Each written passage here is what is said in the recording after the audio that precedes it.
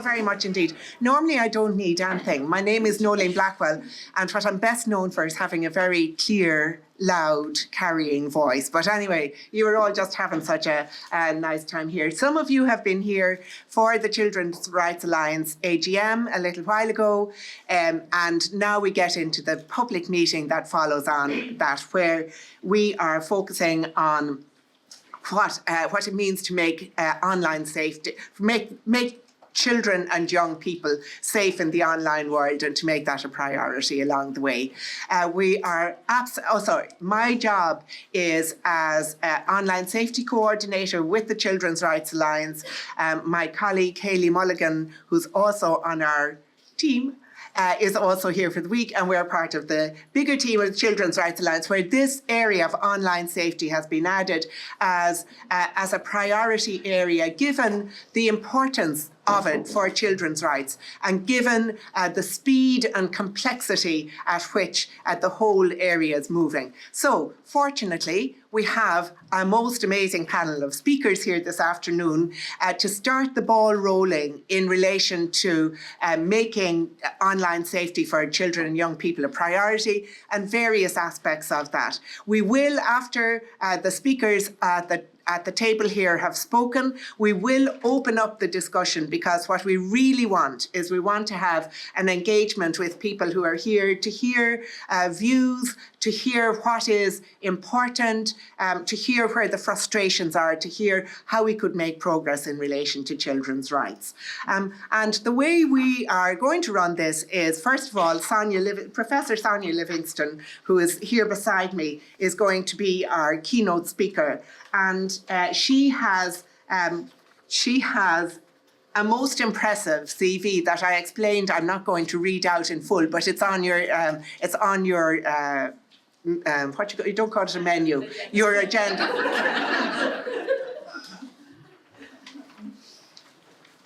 Yeah, so I'm only going to read out bits of it, you see. So that's why I need my own abridged version. Which they didn't get to write, but that's nearly more fun then. So so Sonia Livingstone is a full professor in the Department of Media and Communications at the London School of Economics. She has published 20 books. Look. And she's still a young one. And she has advised the European Commission, the European Parliament, the UN Committee on the Rights of the Child, the Council of Europe, the OECD, UNICEF, and the UK government on media audiences, on children and young people's risks and opportunities, media literacy, and their rights in the digital environment.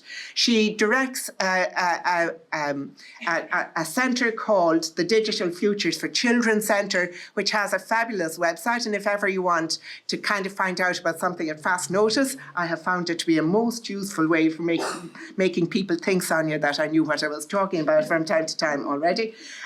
And that is a joint research centre between the London School of Economics and Five Rights Foundation to advance understanding of the challenges and opportunities presented by digital technologies for children's rights and needs. Sonia will first of all speak to us, and then we will have a panel discussion with her and the other speakers, whom I will also introduce with their abridged biographies, which they're now more worried about because they've heard I've abridged them. But anyway, we'll see what happens. So may I hand you over to Professor Sonia Livingstone. Thank you.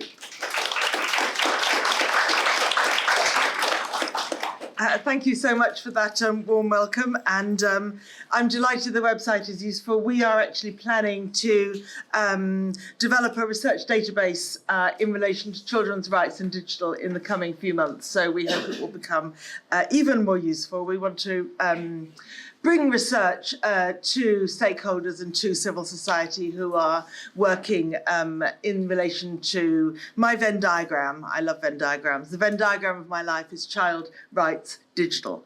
I know that many of you here are child rights much more broadly, but that's more than my head can compute.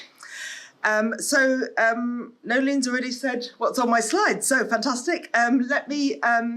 I thought I'd start with the idea that life is now digital, and the digital is becoming the infrastructure. I think we are at a pivot point between seeing digital as something that children do optionally, or sometimes and not others, or or when they want to escape us adults. But I think we as a society have really now made digital absolutely infrastructural to communication, to education, to health, social life, work, absolutely everything. And my slide here illustrates the point, which was a project. This was a project led by the UN Rapporteur on Violence Against Violence for Children, and was a group of child rights organisations trying to research during the pandemic, what was the role of what was happening to children's rights? And I led the bit that was about the digital. And it was just extraordinary to see how in so many different parts of the world, every part of the world, the digital was part of the story. So for me, that was a really crucial lesson from the pandemic. By infrastructure, I mean, like a utility, though I know that's politicised. Taken for granted, not always visible. We don't always know where the technology is in the room. We don't always know when we've taken it or are using it or not using it. We notice when it goes wrong. And I emphasise this point partly because there's a lot of talk these days that children could somehow have it all turned off and become pre-digital or undigital. And I know that's politically a very popular idea. The other thing that was very apparent in researching the idea of the digital being now part of the infrastructure to how we do health or learning or family life, whatever it is that the pros and cons, the risks and opportunities go hand in hand, and they are often there in the way technology mediates learning, and in the way that technology mediates relationships, and in the way that everything else. So again, and that's complicated, and that requires, in my humble opinion, a holistic approach. And so I found working with the Convention on the Rights of the Child not only, as it were, politically important, but intellectually helpful in reminding me, as we always say, rights are indivisible and interdependent and cannot be ranked. I think in children's lives, of course, they absolutely are. In relation to the digital and the way in which the digital infrastructure now mediates their rights, keeping that holistic approach in mind is really difficult. And a lot of people, I go to conferences where it's all about protection, and people just want to talk about protection. They forget that children have civil rights and freedoms. And I go to conferences where it's all about education or the digital divide. And so it's all about access and opportunities. And then you have to kind of remind them, hello, what about protection? Or indeed, what about privacy, which is something I want to say about, because the way in which the digital is infrastructural is as a profoundly data-driven, profoundly commercial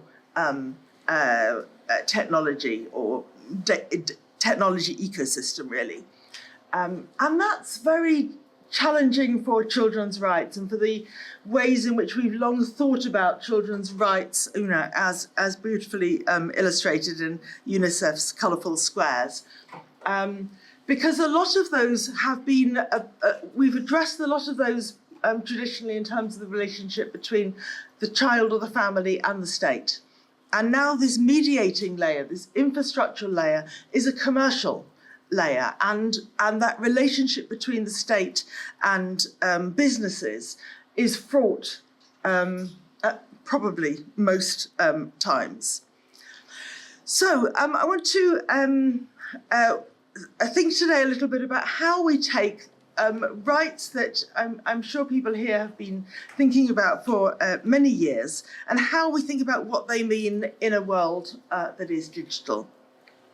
And Noeline mentioned that I'd worked with the Committee on the Rights of the Child, and I did so in relation to its now penultimate general comment, maybe still the last published general comment, because the environment is still on its way. No, the environment's out. But we worked hard on drafting General Comment 25. So this was a small group of us, including with the Five Rights Foundation, who I've been working with for quite a while. So the challenges were several. One was thinking about the kind of established knowledge and expertise of children's rights in relation to a technology that many child rights folk, I hope it's okay to say, didn't know so much about. But it was also about bringing child rights concepts and framing and thinking to a new ecosystem run by businesses, run by technologists, run by data experts who really didn't know very much about children or child rights. So there was a lot of kind of in drafting this, what I think is a rather beautiful document. Anyway, it's become my guide, as you're going to see, but it doesn't solve all our problems, of course. How could a 10,000 word solve? But it sets out what states around the world should do in taking the Convention on the Rights of the Child and thinking about the digital world.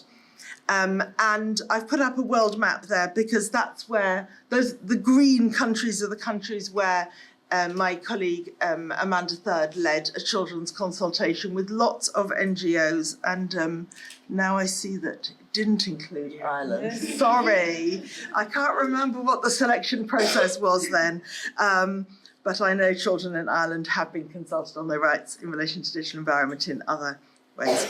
So they said many things, and of course, some of the things they said, I don't know if you can read those quotes, or that's too small. I just wanted to kind of capture children the world over are concerned, and they have lots of things that they're worried about online.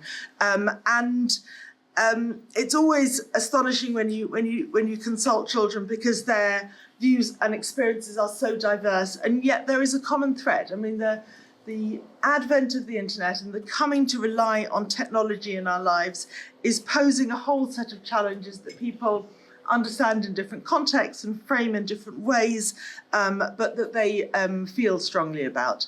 And for the most part, people don't feel calm about their digital technologies. It is something that people are anxious about, hopeful with, struggling to manage, placing enormous reliance on.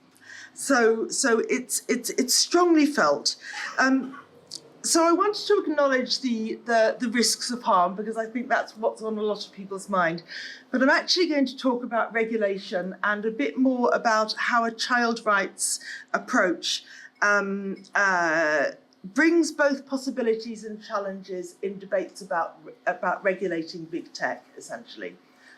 So I'm not so much going to talk about the evidence, and I think my panelists here have lots of that evidence at their fingertips.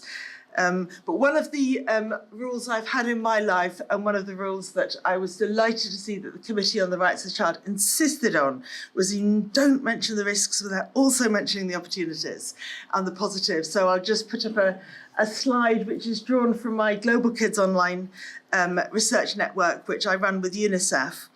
And again, just a kind of really helpful reminder that children the world over are relying on the internet for health information. And we ask them about health information, but health information often means sexual health information. And the fact that very often girls are relying on it more, I think, is hugely significant. And it seems to me one of the facts we should hold in mind when we hear about children being banned and phones being banned and everything going through the parents, which is what's increasingly happening in regulation, that parents are being kind of positioned as the mediators of children's digital lives. We reported this graph as part of a chapter on children and youth in the ITU's annual publication on global connectivity.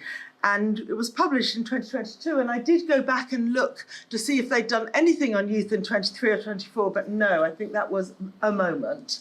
And even that was a bit of an achievement, because the ITU is the world's, is the UN's body for collecting data and kind of managing and overseeing telecoms and internet connectivity.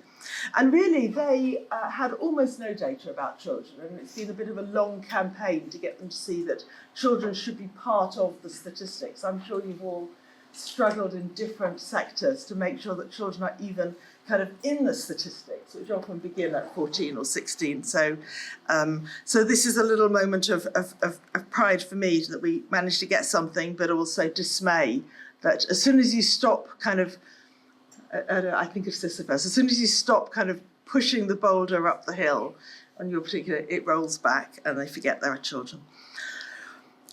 So the digital world has become infrastructural. It's bringing many problems that children and families are really grappling with.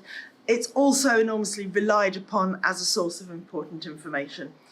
So what do we want this technology to look like? I know we're very preoccupied by what's wrong, but in the Digital Futures for Children Centre, we keep trying to ask ourselves what good looks like, what we think we're working towards.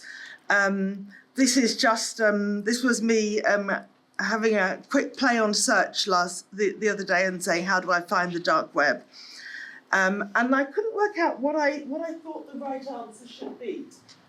For children, if they hear about the dark web and do we want them to get factual information? Do we want them to get a how-to guide? Do we want them to get a big red cross that says we're not going to tell you about this, or you shouldn't be going? What does good look like when children are going online? So there are no simple answers, but I'm struck by, sometimes big tech comes to civil society here and says, okay, we are trying hard, you tell us what you want. And we have lots of ideas about what we want, which they don't listen to, but we do all have different ideas. And I see, you know, there is a kind of imaginative challenge. So my guide, as you now know, is General Comment 25 on children's rights in relation to the digital environment. And Noeline asked me to say something about regulation, so that's what I've been working on. Thinking about the obligations of the state, the responsibilities of business, and the obligation of the state to get businesses to take their responsibilities, which is the really hard bit. It's easy to write a sentence like, what we need is a broad range of legislative, administrative and other measures, including precautionary ones. It's easy to say states should review, adopt and update national legislation in relation with international human rights standards, though every sentence was hard fought over and much argued. Nothing is really easy. The question is it happening? And I'm aware that in Ireland there's a very lively debate about how this should happen in this country for the population, but especially for Irish children. And we've been having a parallel debate. I put up a picture of a consultation I did just to remind us that children should be consulted on these matters too. This is not only to be, as it were, a conversation among adults, though adults are here in the room today. The illustration is from a consultation that I did for our Data Protection Authority a few years ago.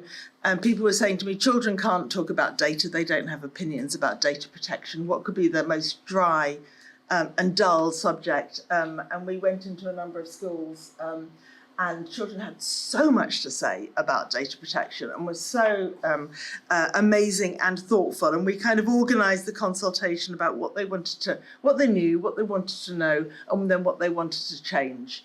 And they had lots and lots of ideas. But also their ideas are still insufficiently drawn upon, let's say, as we generate our vision of what good looks like in the digital world. Okay, so in the last few months in our research centre, we asked ourselves in a way quite a simple question, which is, well, there has been regulation. We have had the Children's Code for the Data Protection Act in Britain, the Age Appropriate Design Code, which was generated by or originally designed by the Five Rights Foundation.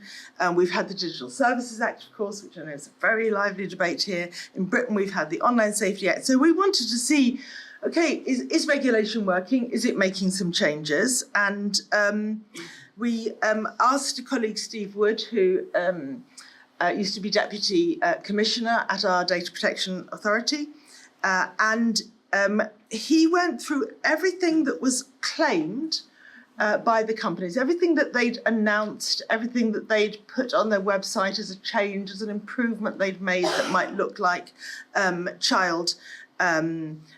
measure that supports children's rights in one way or another, mostly protective. And we also wrote to about 50 companies.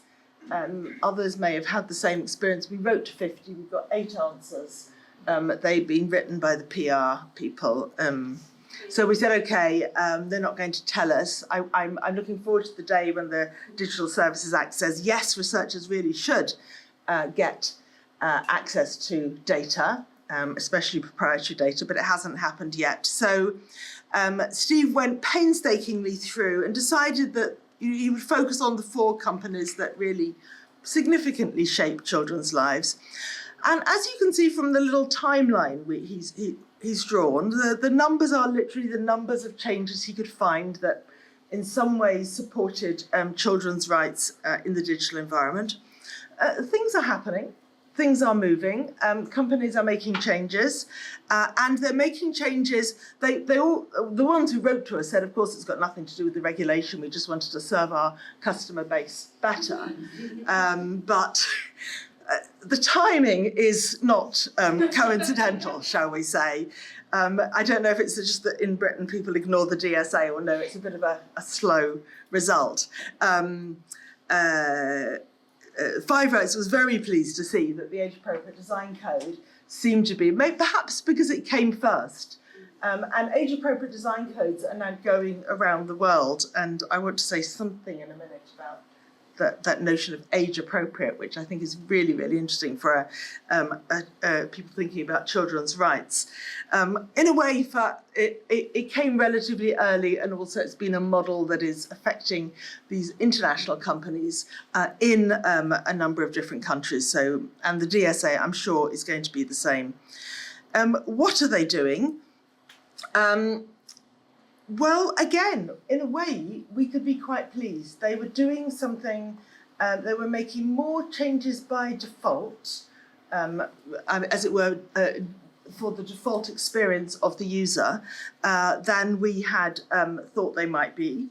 So they were doing more, changing privacy settings, changing who it was that could contact children, changing the kind of ways in which children's experiences were automatically provided. They were giving out more information to end users or to children, explaining more about privacy and safety settings and so forth. They were providing no more real support, that's the orange, and very little is happening there. I think there's been a big call to say to the companies, you know when children are in trouble, you should be providing support at that moment. We don't see that improvement. And more tools, and tools is something that I'm personally ambivalent about. Of course, we want end user tools. Parental controls is the key thing that they're providing more of. But I did do a separate piece of work about parental controls, which shows that the name says it all. And from a child rights perspective,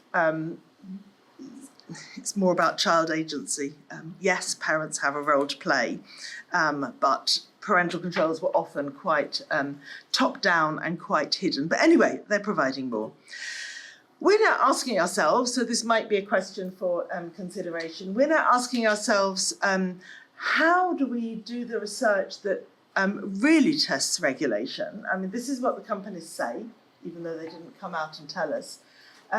What difference does it make to children's experience? How are we really going to see if children are now safer and their privacy better respected and they're kind of enjoying more opportunities online because changes are being made? That's like, I think is a tough question. And then what are the changes that they're not making? What is it we want to see that they haven't done? I think is also a tough question, and I think that's very much on your mind. So I think regulation, yes, we want to focus on it. It makes the systemic change, so once it's baked in, perhaps we don't have to keep on pushing that boulder up the hill, because the changes will carry on benefiting children even if we go and fight a different battle. But is it sufficient? Is it really making a difference? Will the companies backslide when we're not watching? These things are hard to know. Time for a joke. Am I on time? It's not really a joke, but I do like a cartoon, as my social media feed has sussed. So I think in interesting ways, the internet is changing. The cartoon illustrates that the internet is changing because big tech has found its business model, and its business model is data, and the data comes from us. But I think there are also ways in which fighting for or advocating for children's rights online is also changing the internet. So in the days when nobody on the internet knew you were a dog, nobody knew you were a child. And big tech still makes this argument. And it still says we don't know. And we say to them, but you collect so much data. Of course you know who's a child and what colour their hair is and whether they're, doing this or that and like, chips or cheese or, you know everything. And they say, no, we don't know.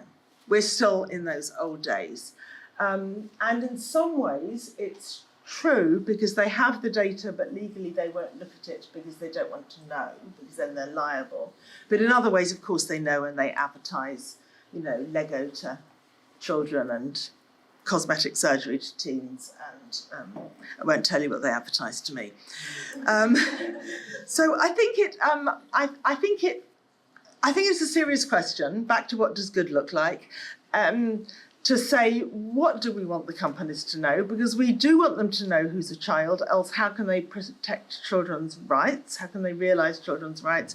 But we also don't want them to know, because we don't want them to be, remember we've outsourced our societal infrastructure to commerce, and we don't want them to know everything because we don't trust them. So I think that's what's kind of brought us to this position of saying, okay, we have to have age limits and maybe control over when it is that, we will tell big tech, the state should tell the tech companies who is a child and when they can take their data and so on. And that's what the GDPR did. So the GDPR sort of did anyway. It said, in Article 8, to anyone that processes data, if you're processing on the grounds of consent, then there has to be an age. And there was probably a debate here about whether that age should be 13 or 16. In fact, I'm sure there was. And there was in every single country. That was a very, I'm sure there's lawyers in this room, that was a very particular debate about the age children should be, younger than which companies had to ask parental consent to process their data, if they were processing your data on the grounds of consent among the 6 bases of processing, and they spent most of their time saying, actually, we're processing on other grounds, so it doesn't really apply. But it's become, in the imagination, the digital age of consent, or the age of digital consent, and people talk about it and they say, should it be 16 or should it be 18, as here, how do we institute our bans? What age is the right age? Every parent asks me, what age is the right age? And they probably everyone is having that, with school younger children is having that debate themselves. I think there's a lot of questions people are thinking about children's rights. Firstly, why are those ages different in different countries? Do children mature at different rates in different European countries? Is there different research in those countries? Are some of those countries righter, others wrong? How did it come to be that way? There was a lot of politics that went into it. Then, since the GDPR didn't produce the digital age of consent that everyone wants it to be, and nor, if we want that footnote, did the American COPPA, which is the one that says 13 to be on social media. And anyway, how do you do it? So with some colleagues, we've just been thinking, okay, how do you do it? There's a lot of talk about age verification, about knowing how old children or people are online. And I think it's just in the last few years, people have begun to recognise that you cannot test the age of a child online unless you test the age of everybody, because you don't know who is the child to test the age, right? And yet I've been in many quite significant multi-stakeholder debates where people have said, well, let's test children's ages. And I'm saying, no, we have to test your age and your age and your age and your age, else we don't know who's the child. And then they say, oh no, you can't have my data.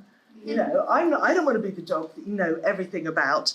And so there's some really interesting questions about how do we do it and who should do it, and do we even have the technology to know reliably? Not so many thinking from a child rights perspective, which is where I was very pleased to have the chance to write an article about what does good look like? What would child rights respecting age verification technology and policy look like? Paper's not quite out yet, but it's coming. But I am looking at my time. So now we're in another debate, a related debate, because we can just about think we could have an age bar. But really, what the conventional rights of the child says is that we should treat children according to their evolving capacities. We don't say, it's not that if they're under 18 or under 16 or under 13 or over, it's that, let me just see what comes up, that we should respect their evolving capacities in a way that is an enabling principle that recognises their gradual acquisition of competences that allows them to operate independently, not with parental consent for everything, recognising their state of development, and so developing something age appropriate.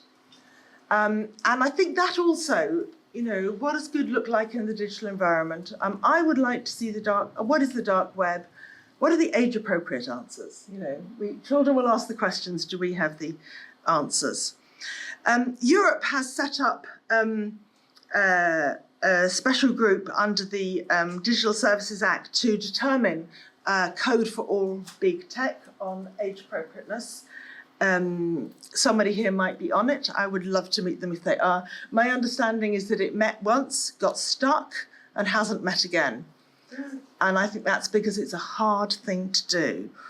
I went to a meeting last week at UNICEF, and they were debating the concept of the evolving capacities of the child. It was a completely brilliant meeting because there were people there talking about the age for marriage and the age for criminal responsibility and the age at which you can hit people. No, you can't. How young children have to be. Anyway, there were all these different ages in all the different sectors that child rights people were grappling with. And we had a really fascinating conversation about whether you'd expect the same age across sectors, including in relation to digital or not. But what I learned is that the debate in relation to technology is very immature by comparison with many of the other debates about age limits in child rights, where there are all kinds of checks and balances and processes and exceptions. We don't have those in the digital. We just have, this is the rule, children lie, ban them. That's my view. So you can argue with me. Okay, I'm now out of time. I did want to briefly say something about best interests of the child, and then I'm going to, because I think this is become a really extraordinary concept, Article 3.1 of the Convention, which is showing up in a lot of legislation that won't mention children's rights. So it's showing up, for example, in American big tech legislation where they won't mention children's rights. The Digital Services Act doesn't mention child rights, but it does mention the best interests of the child. It's become the kind of way in.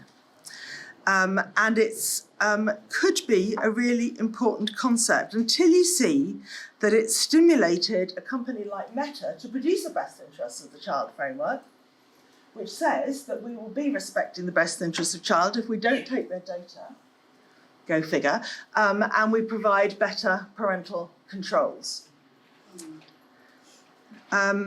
So we wrote a report about that in our centre, and we were particularly fascinated by, I've just pulled out one quote, but just as big tech is developing its best interests of the child frameworks, it is also funding a company called NetChoice, which has all big tech funding together, which is seeking systematically to bring down the various legislative efforts being made across America in the interests of children's rights and child safety. This is just one quote from NetChoice, who successfully struck down the age-appropriate design code in California on the grounds of speech. Child protection interferes with the First Amendment because, as you can see, it has to mitigate speech that's harmful to children and prioritise speech that's good for children's well-being. And it does so by promoting users' best interests and other inherently subjective tasks. And I'm just fascinated by the way in which child rights concepts that were developed to protect children's rights are becoming weaponised against them, and the legislation is therefore being... Okay, well, that's a long story. You can read our report. So here's a cartoon, which is our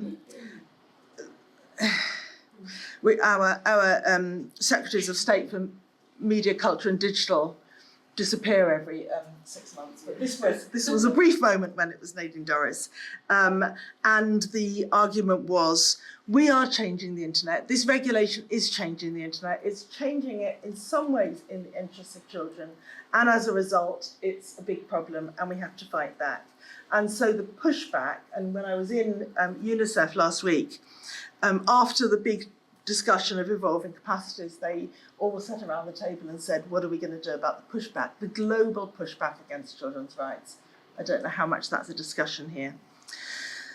It's too big for me to deal with now, so I'm going to stop. I'm going to say regulation, I think, most effectively is there in the policy if the regulator requires compliance, but what we really want is the regulator, is the law to make sure that the regulator makes sure that big tech designs the changes by default and with children's best interests in mind. And so we have proposed child rights by design. And we did consult children, long story, all on the website.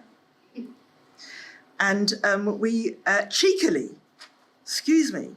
condensed the convention and all its articles into 11 principles that designers could put on their wall and think about.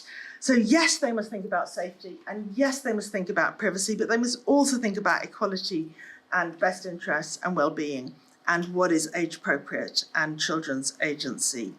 And maybe some regulation will make them do that. Thank you very much.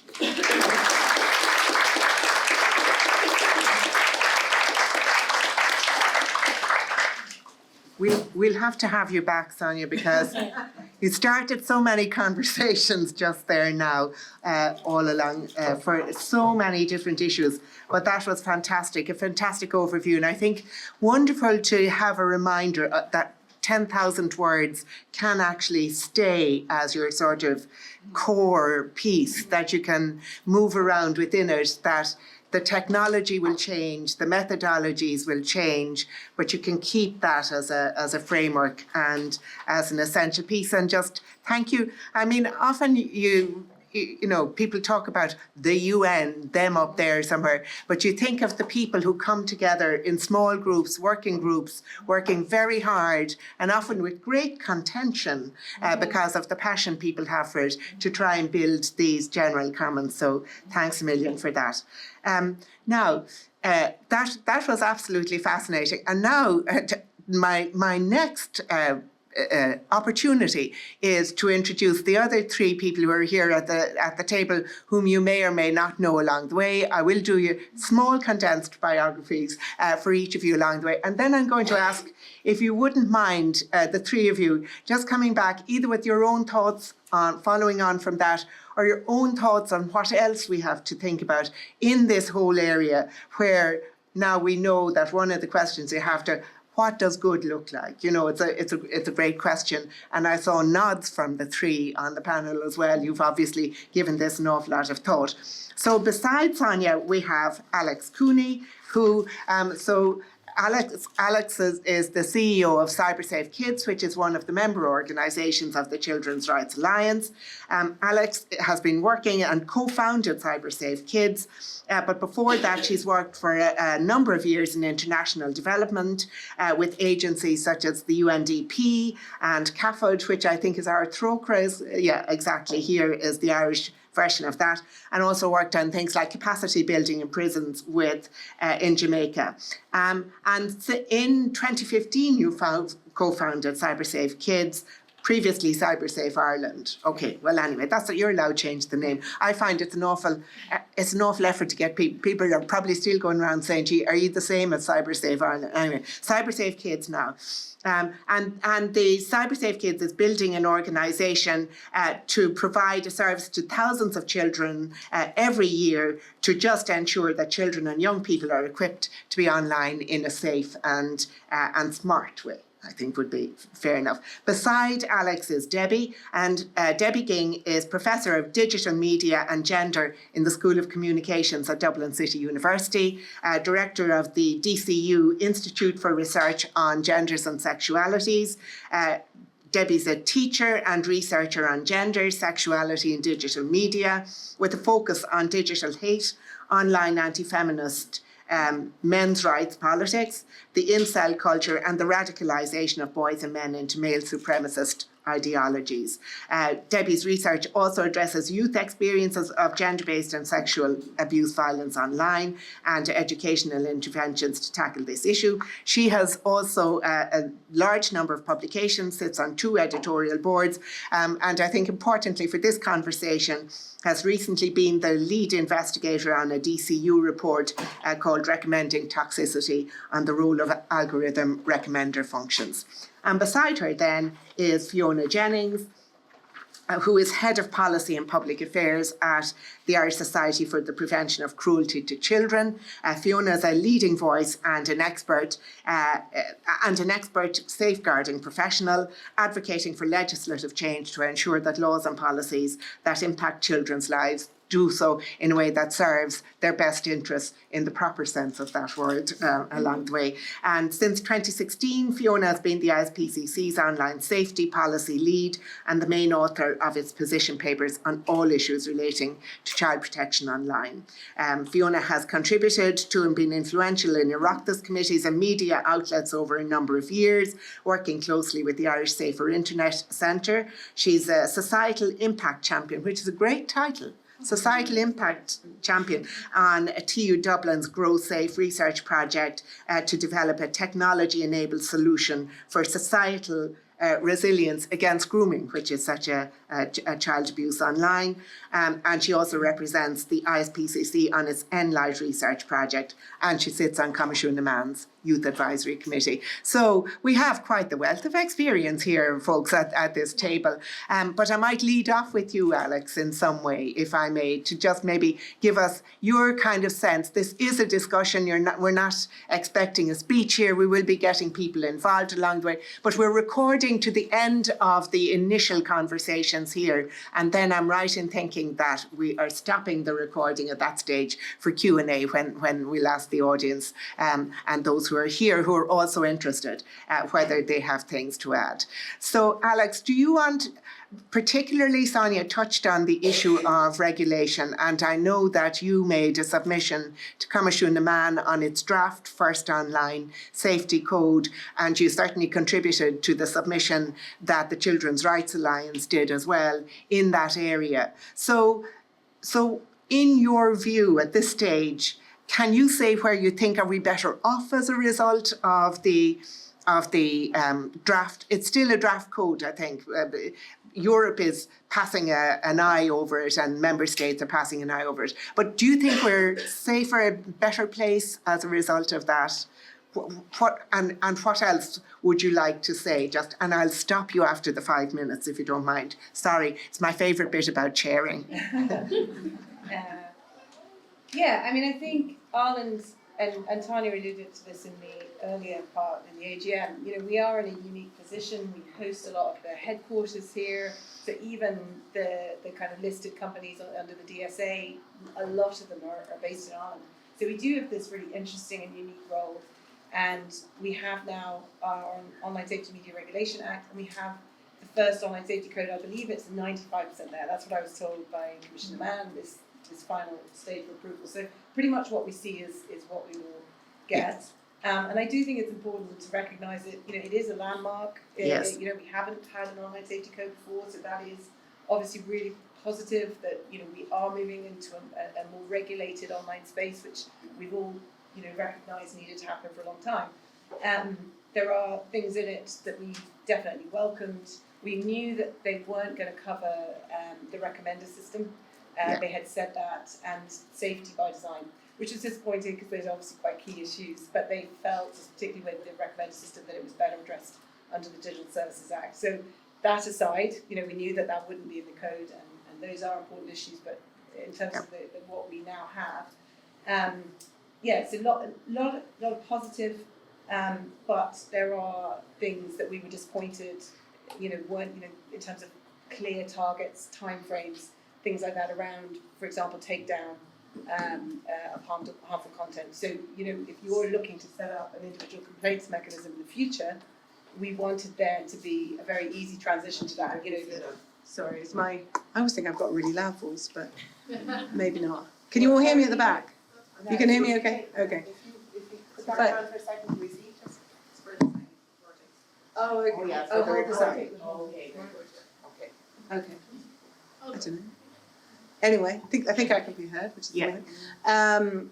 So if we do want to see that individual complaints mechanism, which so many of us lobbied hard for, because we wanted that greater power for the individual in terms of content that harms them to be there, it's hard to see how that's going to work in practice because those targets and timeframes aren't there. Around takedown. That's being left to the individual companies to set those things, which doesn't feel like a big change. Yeah. The other thing that's really important is this whole age verification, and obviously Sonia was talking about that age verification. They mention it, they talk about the need for it and how important it is, and there will be that expectation, but there's no roadmap towards it. I'd like to see. This is when these companies need to have put these measures in place. Yeah. And without that, I worry that this is all just going to continue to take far too long. Yes. Yeah. So that's a snapshot. No, I think that's fair enough, because each company gets to make its own decision about what looks right, and so somebody who's trying to compare, you're comparing apples and oranges, or apples and something very different. Yeah. Well, bear in mind they're already very good at producing these sort of transparency reports. Yes. Right? And they tell us exactly what they want to tell us, and then they don't tell us what they don't want to tell us. Yeah. And it's sort of all, as long as it all fits nicely within the square. And if you ask a question outside of that nice square, then they often don't have the answers. And I worry that will also be allowed to continue, because they're being given this, I suppose, still quite a lot of autonomy under this code. Now, I'm sure, that's kind of my first impression. I hope, and time will tell, if it really does make the changes it needs to make. Yeah, that's really useful. Thank you very much. And I think that adds new information in here that people may want to talk about a little bit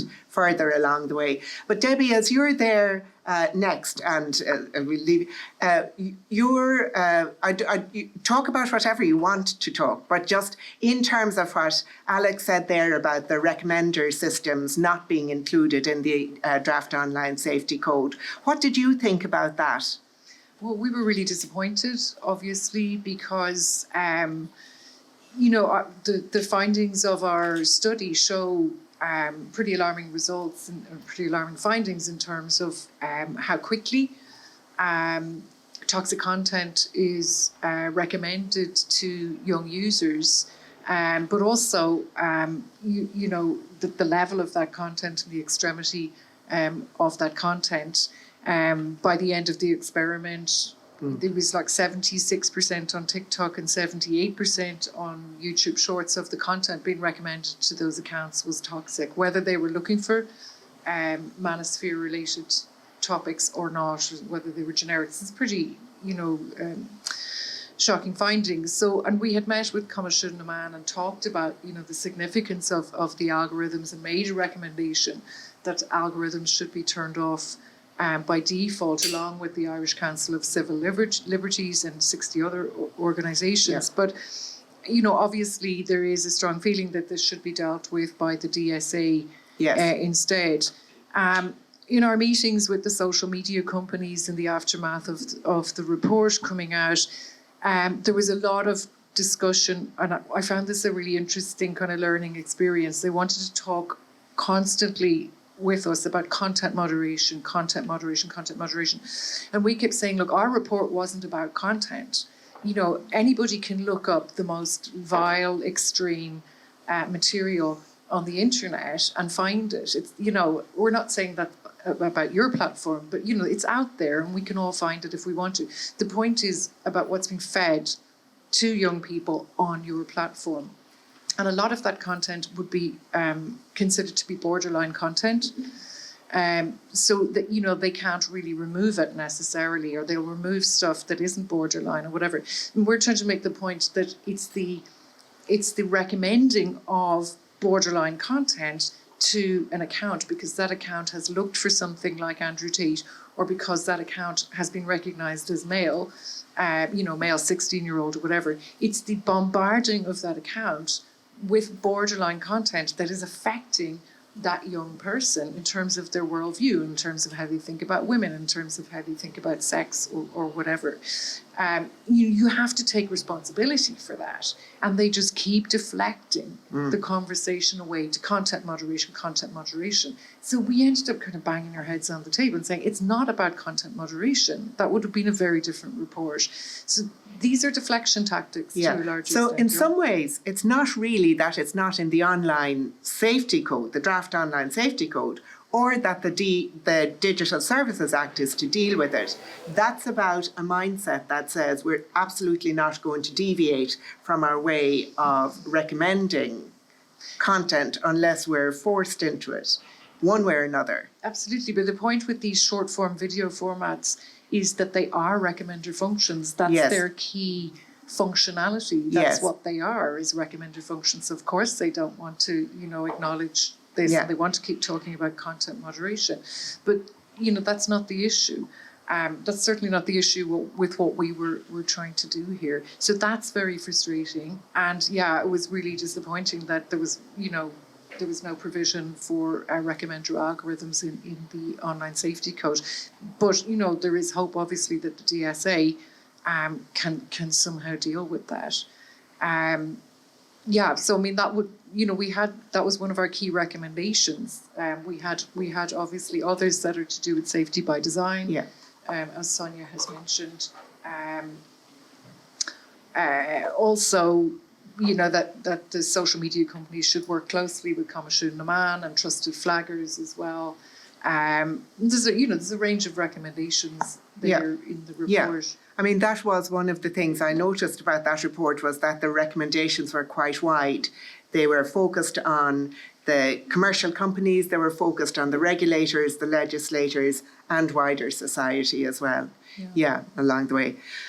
Thank you very much. That's kind of a lead-in, but so Fiona, you get the. Look, I'll ask you an easy question, right? What does good look like for children from your perspective in the ISPCC? I'll come to that in a second, but I'd love to just respond to the online safety code piece, if that's okay. Yeah. I suppose, so we're partners at the Irish Safer Internet Centre with our colleagues in the National Parents Council, Webwise and hotline.ie, and we made submissions to the draft code as well. And I suppose we would have taken a view that not being prescriptive actually offered more opportunity, because I suppose Coimisiún na Meán is our regulator, they're not necessarily technology experts. So there will be an opportunity, we believe, that Coimisiún na Meán will be developing guidance around this as well in terms of how the obligations are to be met. That they're giving platforms an opportunity, as you said, their business entities themselves as well to develop what they need to develop. And therefore then that's almost when the next layer, if you want, is going to come in. If it's not working, well then they move to the next step then. In terms of the recommender systems, we weren't really surprised because we always believed that was in, the DSA house. Yeah. And I suppose with the online safety code as well, and I hear everything that Debbie said, and read other colleagues from different organisations as well who wanted other topics, we'll say, or themes within the code. But I suppose the code was restricted by the legislative framework that's there, which is the Online Safety and Media Regulation Act. And that's prescriptive in terms of the areas that it could cover. So that was around promoting content around suicide and self-harm, promoting content around eating disorders, and content that we're kind of referring to as cyberbullying content as well. So their hands were somewhat tied, I suppose, with it in terms of what they could do. But it's the first draft. And, part of the framework as well is that there's opportunities there to bring in new topics and to introduce new areas for regulation as well. So I think that's something that we need to be mindful of as well, is building those business cases as well to demonstrate why those other areas need to be included. Yeah. In terms of what good looks like, that's not an easy question, Noeline, first of all. Really? Look, we do... I think I'm glad that Sonia touched on it around the protection versus participation piece. So taking that child rights approach to it, that we certainly have been a lot more in the protection camp as opposed, and somewhat neglected the participation piece, if you like. And I think especially within the Irish Safer Internet Centre and the fabulous youth panel that we have with Webwise, just to listen to those young people, speak about what they love about the internet, what they love about social media, what they love about being online, and all those wonderful opportunities that are there for them. And it's not just, today, but it also as well, like they're looking, they're going to be in careers that, they haven't even been developed yet. So it's really important that we have children's voices in this particular space. And yes, of course, there are the risks there as well. But I think sometimes if we're focusing too much on that, we're liable to throw out the baby with the bathwater, if you want. So it's not an easy question, but I do think that we have to have children part of it, and that kind of co-creating and co-designing any framework that we have as well. Yeah, okay, thank you very much. Sonia, before I open it to the audience, do you want to respond to any of those, or will I leave it for a little while and come back to you later? All great points, and I'm so glad that there's a lot of expertise kind of feeding into the way in which the regulation is going to come out. I think there are things I haven't understood, and maybe folk here understand better, like why safety by design is not. I think safety by design has kind of taken the discourse by storm, at least in the global north, and the in Australia is just so significant that it's a puzzle to me why that's. I can see maybe we should just say something about these companies. Yes, they're here, but they're headquartered in the US, and so when they're concerned about moderation or censorship, they're all hearing First Amendment in a way that, and that's why I think, when we see the way in which something like the Age-Appropriate Design Code has moved from Europe to California, and it's being actually interpreted differently in all the different states where there is now some protective regulation for children. Can I just check, are you saying that there's too much focus on safety by design? No. Okay. So I'm saying, why isn't there? Oh, why isn't there? Okay, sorry, thank you. I would say, I actually would say child rights by design. Child rights, But yes. safety by design, absolutely. And so that is what I liked about the research in our finding that there are beginning to be more defaults put in rather than, which we saw for a long time, was, look, it's down to the parent, it's down to the child, we'll give them better tools.